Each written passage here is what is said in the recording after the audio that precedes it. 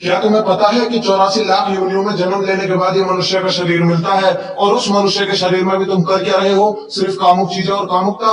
क्या तुम्हें पता है कि भगवान ने तुम्हें किस लिए बना के भेजा है? अरे उन्हें देखो जो नालियों में घूम रहे हैं कीड़े बनकर, उन्हें देखो जो पशुओं की तरह इधर उधर खाने के लिए भटक रहे हैं। भगवान ने तुम्हें मनुष्य का शरीर दिया है कामुक बातें करने के लिए नहीं, सिर्फ काम वासना को पूरा करने के लिए नहीं, बल्कि जीवन में कुछ बड़ा करने के लिए, यश कमाने के लिए, दूसरों की जिंदगी बचाने के लिए। और सोचो, जहां तुम अपनी जिंदगी नहीं बचा पा रहे, दूसरों की क्या बचाओगे? तुम भगवान का वो अंश हो जिसे बड़ी से बड़ी शक्ति खुद नहीं हरा सकती, जो बड़ी से बड़ी सामने वाली शक्ति को हरा सकता है। लेकिन हमने अपने आप को इतना नीचे गिरा लिया कि एक छोटी सी काम की शक्ति आके हमें गिरा देती है।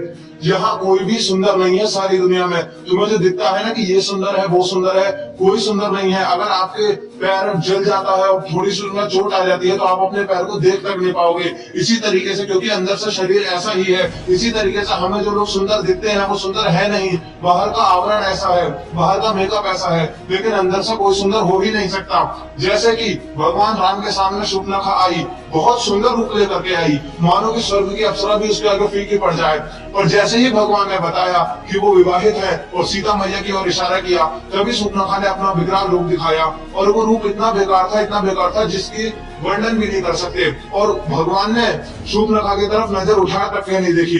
इसी तरीके से हमें जो दिखते हैं कि ये सुंदर है, ये हमें लगता है ये शूर्पणखा जैसा सुंदर वेश है, लेकिन अंदर से वही गंदगी है सबके शरीरों के अंदर। तो तुम कहां से इस चीज में सुंदरता देख रहे हो? कहां से तुम्हें लगता है कि सामने वाला तुम्हारी, जो तुम्हें सुख दिखाई देता है वो सुख नहीं है, जो तुम्हें शांति दिखाई दे रही है वो शांति नहीं है, और जो तुम्हें आनंद दिखाई दे रहा है वो आनंद नहीं है। वो सिर्फ और सिर्फ हमारे मन का वहम है। जैसे एक छोटा बच्चा एक गाड़ी खरीद लेता है, उसे कुछ समय तक चलाता है और उसके बाद उसकी गाड़ी एक स्लिप पर रखी रह जाती है, घर के कोने में पड़ी रहती है। क्यों? क्योंकि उसका मन भर जाता है। इसी तरीके से आप किसी के भी साथ रह लो, कितनी भी सुंदर स्त्री के साथ रह लो, एक नए समय पर आपका भी मन भर ही जाएगा। क्यों? क्योंकि इसमें सुख नहीं है, ये सिर्फ एक माया है और हम इसमें नहीं फंस सकते। भगवान ने हमें बहुत उसके बाद ये जन्म मिला है, तो क्यों ना हम इस जन्म में अपने आप को सुधारें। अभी कुछ भी नहीं मिला है, कुछ भी नहीं। हम जैसे थे पहले वैसे खुद बन सकते हैं दोबारा। हम जैसे पहले हमारे शरीर में ताकत थी, वो ताकत दोबारा आ सकती है, वो ऊर्जा दोबारा आ सकती है, वो तेज दोबारा आ सकता है, वो फुर्ती दोबारा आ सकती है। तो हम क्यों घबरा रहे हैं, हम क्यों डर रहे हैं? क्यों? क्योंकि हमने अपने मन के आगे हार मान ली है।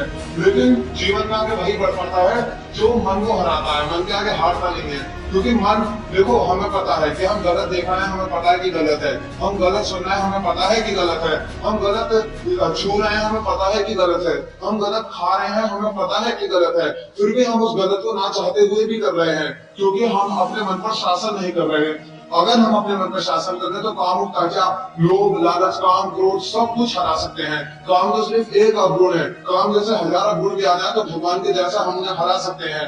लेकिन बस हमें जरूरत है तो एक अच्छे मार्गदर्शन की, हमें जरूरत है तो एक ऐसे बल की जिसके आगे हम गिरे ना। हम कितने भी प्रोटीन के डिब्बे खा लें, पी लें, कुछ भी कर लें, इससे हमारी बॉडी बन पाएगी, लेकिन हमारा मन मजबूत नहीं होगा। हमारा मन मजबूत भगवान की शरण में जाने से होगा। भगवान को देखिए, भगवान के सामने अगर भगवान को वनवास हुआ था भगवान राम को, तो और जब सीता मैया को रावण ले गया था, तो भगवान चाहते तो उनके लिए तो लाखों सीताएं थी, भगवान चाहते तो किसी से भी विवाह कर सकते थे। महिलाएं ये कहती थी कि देखो राम कितने सुंदर है, राम की बड़ी बड़ी बाहुएं हैं, राम की गुलाब जैसे कोमल से गाल है, मतलब राम के कमल जैसे नयन है। तो भगवान को तो हर कोई इंप्रेस थी, भगवान चाहते तो किसी से भी विवाह कर सकते थे, लेकिन भगवान ने क्या करा, केवल माता सीता को अपने हृदय में रखा। इसी तरीके से जब तक आपका विवाह नहीं हो सकता तब तक आप भगवान हर किसी में माता बहनों को भाग कीजिए, लेकिन जब आपका विवाह हो जाएगा तो अपनी स्त्री को छोड़कर हर किसी में माँ बहनों को भाग कीजिए। इसी तरीके से ब्रह्मचर्य का पालन हो सकता है। और हम जब तक सोचते रहे कि हम सिर्फ यूट्यूब पर वीडियो देखें या हम उल्टा सीधा कुछ भी खा लें और फिर हमें ब्रह्मचर्य का पालन हो जाए, तो भाई ऐसा नहीं होता है।